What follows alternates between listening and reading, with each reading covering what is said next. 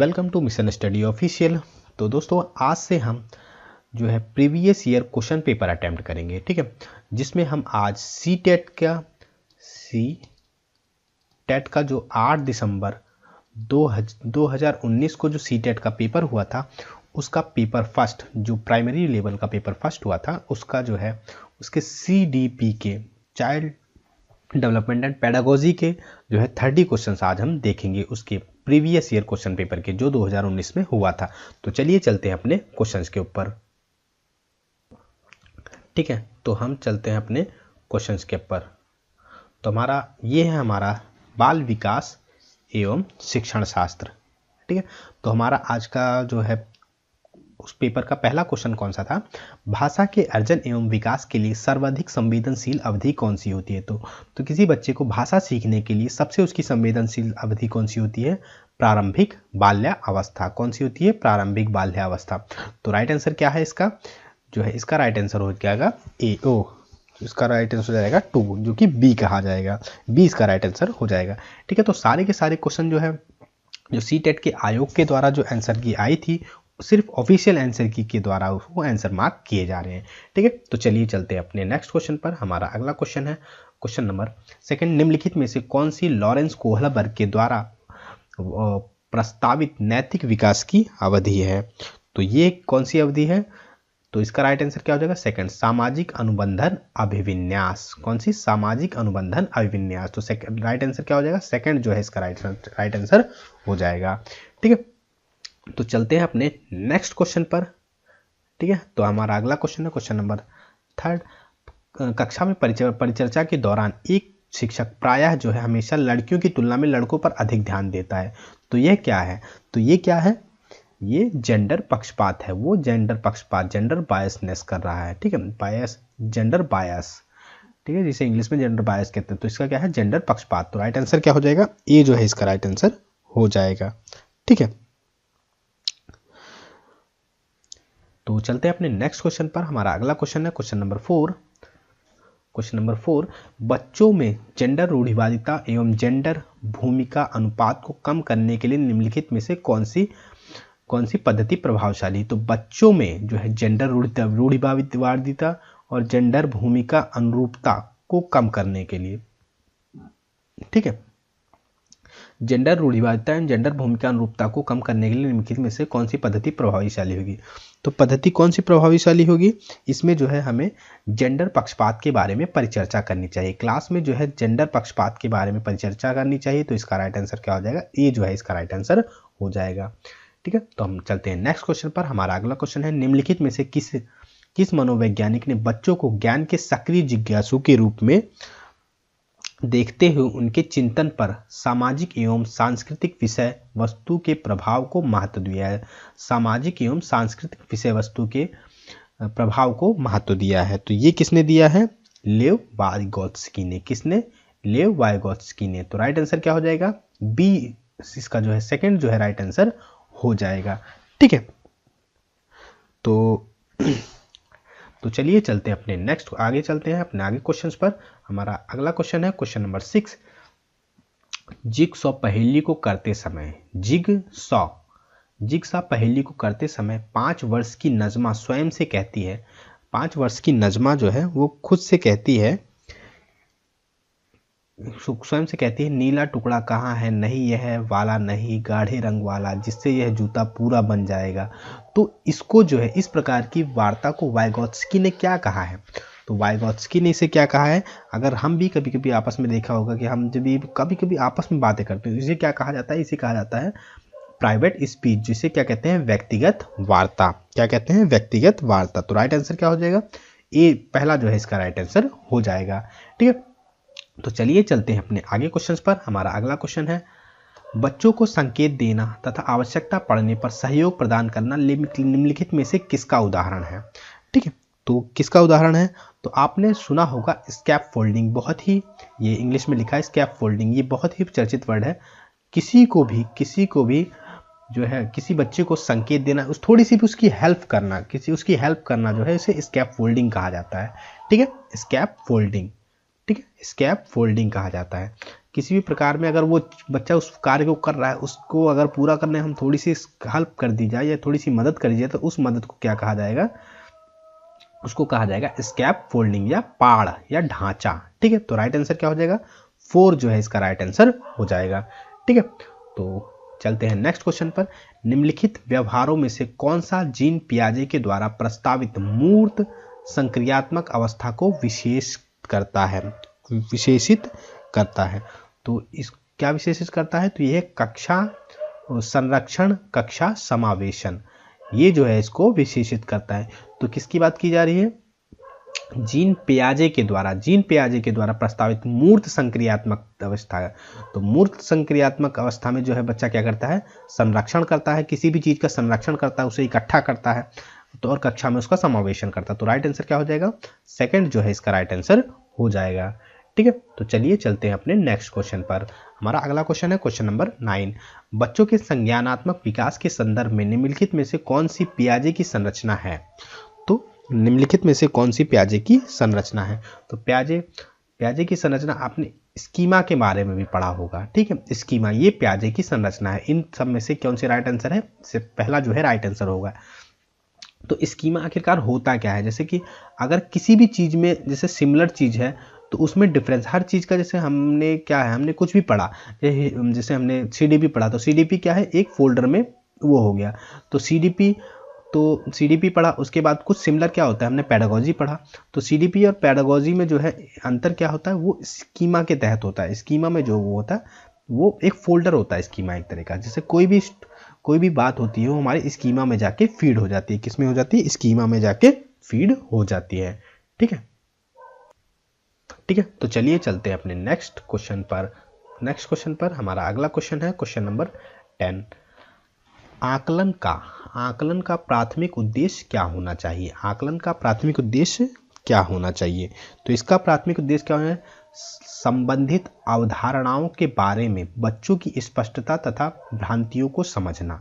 ठीक है, संबंधित अवधारणा कोई कॉन्सेप्ट है, उसके संबंधित में बच्चों की स्पष्टता, बच्चों को उसको क्लियर करना चाहिए। उसमें जो बच्चों की भ्रांतियां हैं, समझने में कोई दिक्कत हो रही है, कोई डाउट है, तो उसे क्लियर करना। तो ये जो है इसका राइट आंसर हो जाएगा।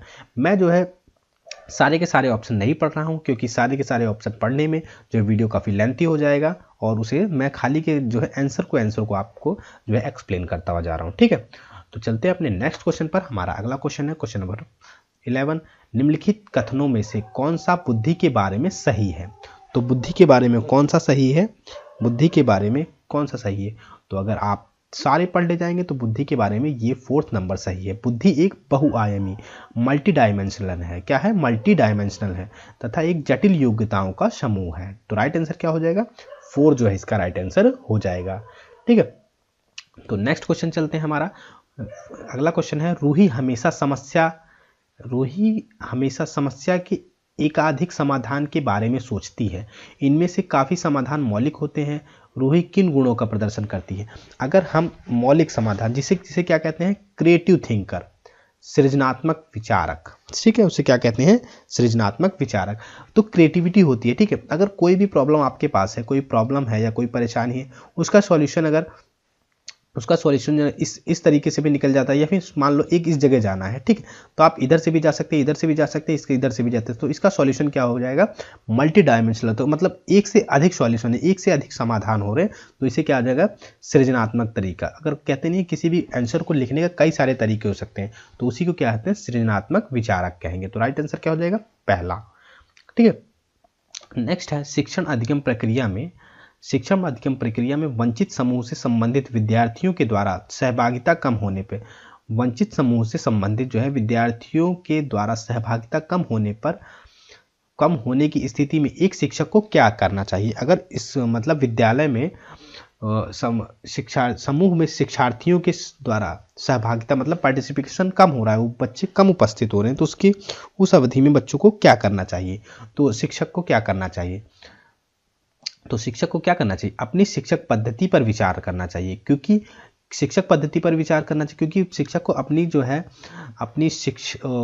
किस शिक्षक शैली का मतलब किस शिक्षण अधिगम प्रक्रिया का जो है प्रयोग कर रहा है, कर रहा है उस पर विचार करना चाहिए। ठीक है, किस शिक्षण पद्धति का प्रयोग कर रहा है उस पर विचार करना चाहिए, क्योंकि क्लास को हमेशा इंटरैक्टिव बनाना चाहिए, या फिर कह दें रुचिपूर्ण बनाना चाहिए, जिससे बच्चों को उसमें, बच्चे की क्लास में ठहराव हो, बच्चे उसमें रुके, बच्चे रुचिपूर्ण से क्लास में पढ़ें। ठीक है, इस चीज़ को तो अपने शिक्षक पद्धति पर विचार करना चाहिए तथा बच्चों की सहभागिता में सुधार करने के लिए नए तरीके ढूंढना चाहिए। तो किस वजह से बच्चे जो है रुकेंगे।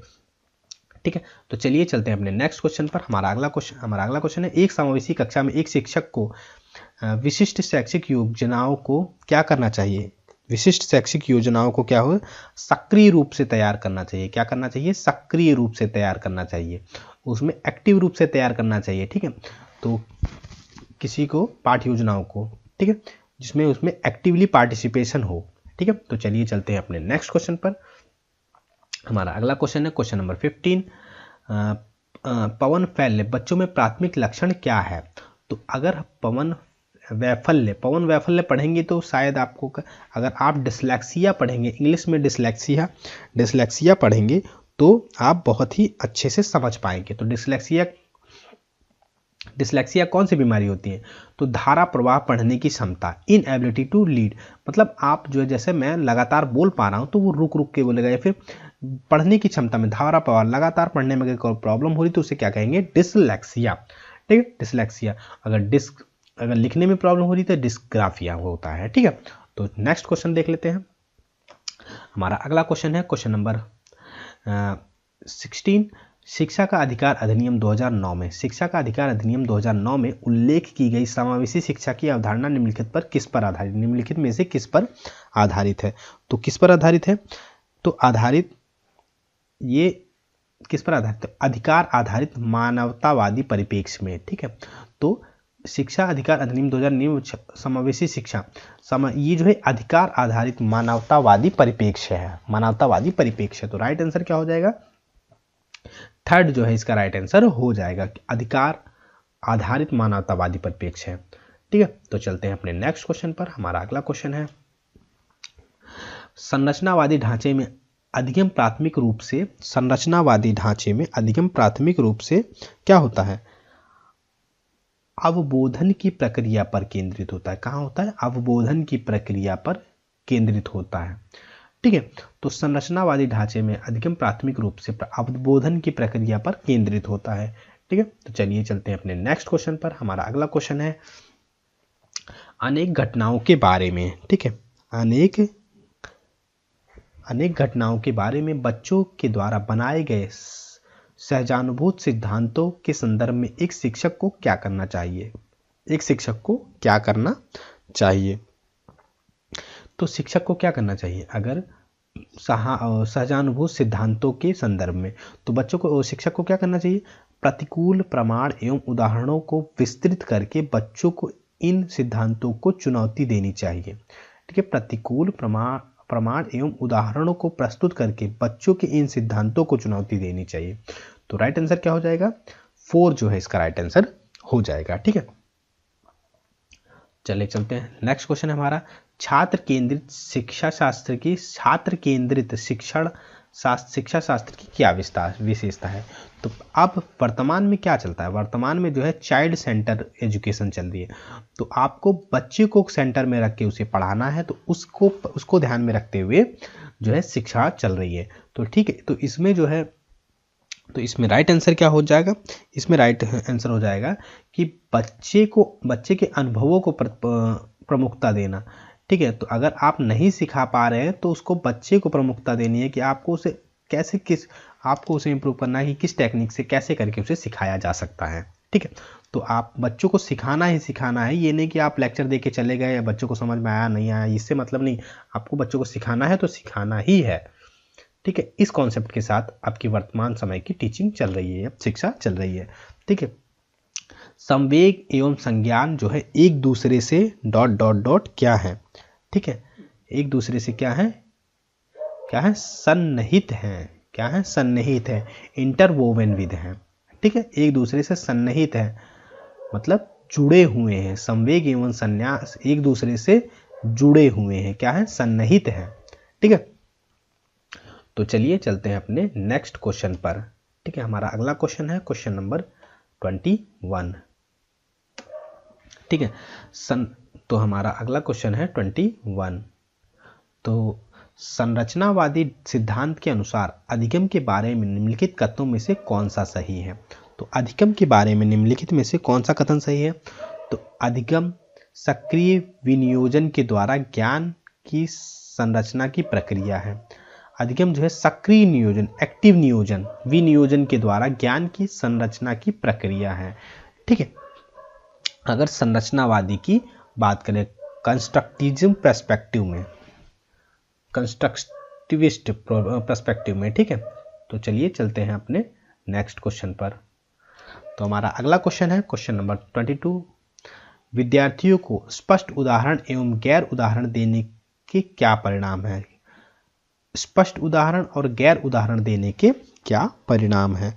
तो उसमें क्या होता है? इसमें होता है अवधारणात्मक परिवर्तन को प्रोत्साहित करने के लिए एक प्रभावशाली तरीका है। अगर आप किसी भी कॉन्सेप्ट को समझा रहे हैं, ठीक है, तो उसमें क्या, उसे अगर किसी एग्जाम्पल के माध्यम से किसी उदाहरण के तौर माध्यम से समझाते हैं ना, तो एक लोकल उदाहरण के जिससे वो पूर्ण रूप से परिचित हो, उस तरीके के उदाहरण से आप समझा रहे हैं, तो वो एक प्रभावशाली परिवर्तन को प्रोत्साहित करने के लिए एक प्रभावशाली तरीका होगा। तो राइट आंसर क्या हो जाएगा? ए जो है इसका राइट आंसर हो जाएगा। ठीक है, तो हमारा अगला क्वेश्चन है बच्चों को अधिगम गतिविधियों में भागीदारी करने के लिए लगातार पुरस्कार देना व दंड का प्रयोग करने से क्या प्रभाव पड़ता है? अगर किसी को भी अगर कोई वो गलती करता है, उसे दंड दिया जाए, पीटा ही जाए, मारा ही जाए, तो वो एक तरह से उस चीज़ का आदी हो जाएगा। ठीक है, वो इस चीज़ का क्या हो जाएगा? आदी हो जाएगा, तो उस पर कोई असर नहीं पड़ेगा।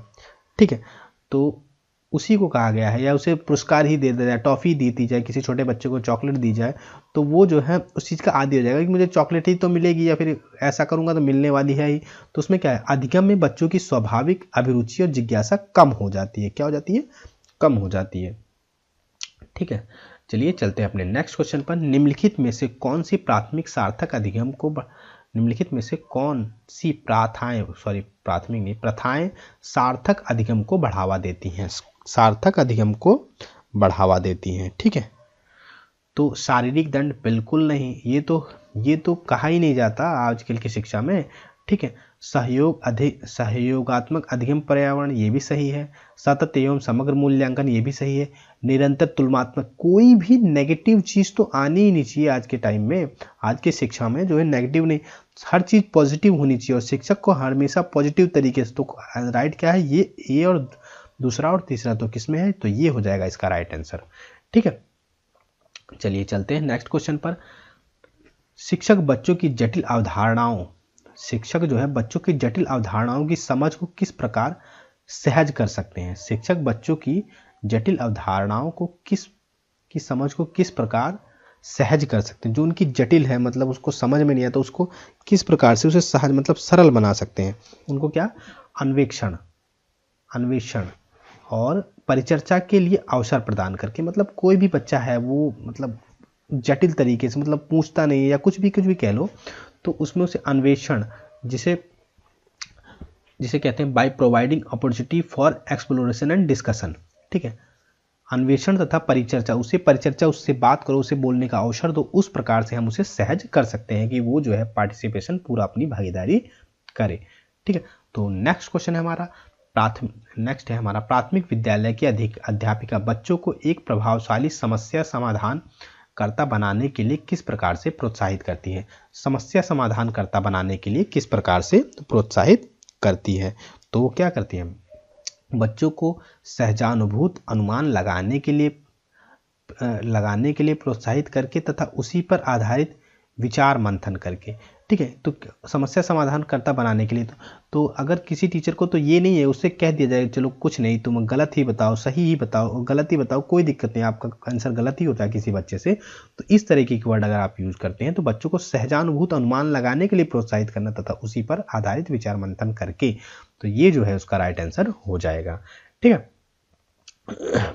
तो चलिए चलते हैं अपने नेक्स्ट क्वेश्चन पर। निम्नलिखित अवधि में से किसमें शारीरिक वृद्धि एवं विकास तीव्र गति से होता है? तो शारीरिक वृद्धि और कौन सी, तो सबसे ज़्यादा विकास कौन सी उसमें होता है? शैशवावस्था, जब छोटा होता है बच्चा, देखो कोई 1 महीने के अंदर कितना ज़्यादा उसमें परिवर्तन आ जाता है। और प्रारंभिक बाल्यावस्था में जितना बच्चा जन्म से 6 वर्ष की स्थिति में बढ़ता है उतना वो किसी भी अवस्था में नहीं बढ़ता है। तो सबसे ज़्यादा शारीरिक वृद्धि विकास तीव्र गति से किसमें होता है? शैशव एवं बाल्यावस्था में। ठीक है, नेक्स्ट है हमारा, निम्नलिखित में से कौन सा विकास का सिद्धांत नहीं है? हमेशा जो है नहीं पे बहुत ही गौर करने वाली बात रहती है, जो कि अब से जो है इसे अंडरलाइन करके दे दिया जाता है कि सिद्धांत नहीं है। कौन सा विकास का सिद्धांत कौन नहीं है? ठीक है, तो इसमें जो है विकास जीवन और अगर मैं पढ़ूँ तो विकास जीवन पर्यंत चलता है, बिल्कुल सही है। विकास परिवर्त है, बिल्कुल ये है। विकास आनुवांशिक एवं पर्यावरण दोनों के द्वारा प्रभावित है, बिल्कुल सही है। विकास सार्वभौमिक है एवं सार्वभौमिक है तथा सांस्कृतिक संदर्भ इसे बिल्कुल प्रभावित करते हैं। तो इसमें यही सही नहीं है, तो राइट आंसर क्या हो जाएगा? 4 जो है राइट आंसर हो जाएगा। ठीक है, तो चलते हैं आज के हम अपने CDP के सेकंड लास्ट क्वेश्चन पर। व्यक्तिक विभिन्नताओं का प्राथमिक कारण क्या है? व्यक्तिक विभिन्नताओं का जो है क्या कारण है? ठीक है, तो इसका क्या कारण है? अनुवांशिकता, कि बच्चा कम मतलब ब्रिलियंट या फिर जो है मंद बुद्धि, ये व्यक्तिक विभिन्नताएं हैं। तो बच्चे में शारीरिक भिन्नताएं जो है उसका मेन कारण क्या हो सकता है? प्रमुख कारण विभिन्नताओं का प्राथमिक कारण क्या हो सकता है? तो प्राथमिक कारण क्या हो सकता है उसका? अनुवांशिकता, कि उसके जो है अनुवांशिकता, हेरिडिटी तथा पर्यावरण के बीच जटिल पारस्परिक क्रिया, ये जो है इसका राइट आंसर हो जाएगा। ठीक है, क्योंकि सभी के ऊपर जो है पर्यावरण समान प्रभाव डालता है। ठीक है, जन्मजात विशेषताएं ये भी समान होती हैं। लोगों के द्वारा माता पिता से प्राप्त आनुवांशिक संकेत तथा पद्धति कोड, तो ये भी लगभग सेम ही होता है। तो अगर बच्चा है तो लड़का है तो लड़का ही, लड़की है तो लड़की ही। ठीक है, नेक्स्ट क्वेश्चन चलते हैं हम अपना, जो कि इस CDP का लास्ट क्वेश्चन है। निम्नलिखित में से कौन सा द्वितीयक समाजीकरण एजेंसी का उदाहरण है? द्वितीयक समाजीकरण एजेंसी कौन सी है? तो पहले हम तो है द्वितीयक समाजीकरण। तो सबसे पहले अगर मैं प्राथमिक की बात कर लूँ तो आपका सबसे प्राथमिक क्या हो जाता है? परिवार और पड़ोस जो है प्राथमिक एजेंसी मानी जाती है, क्योंकि बच्चा सबसे पहले इन्हीं से जो है कनेक्ट या इंटरेक्टिव, इन्हीं के संपर्क में आता है। तो प्राथमिक एजेंसियों में क्या आ जाता है? प्राथमिक में आ जाता है विद्यालय एवं मीडिया। इनके परिवार और पड़ोस के बाद जो है बच्चा किसके संपर्क में आता है? विद्यालय एवं मीडिया के। तो राइट आंसर क्या हो जाएगा? द्वितीयक एजेंसी कौन सी है? थर्ड। तो ये है हमारा थर्ड। तो कैसी लगी वीडियो जरूर बताइएगा। अगर अभी तक आपने चैनल को सब्सक्राइब ना किया हो तो प्लीज़ सब्सक्राइब कीजिएगा, और इसकी अगर PDF चाहते हैं तो आप मुझे कमेंट बॉक्स में मैसेज कर दीजिएगा। मैं इसकी PDF आपको टेलीग्राम पर प्रोवाइड करा दूंगा, जिसका जो है लिंक डिस्क्रिप्शन में दे दिया है। तो थैंक यू सो मच। जय हिंद, जय भारत।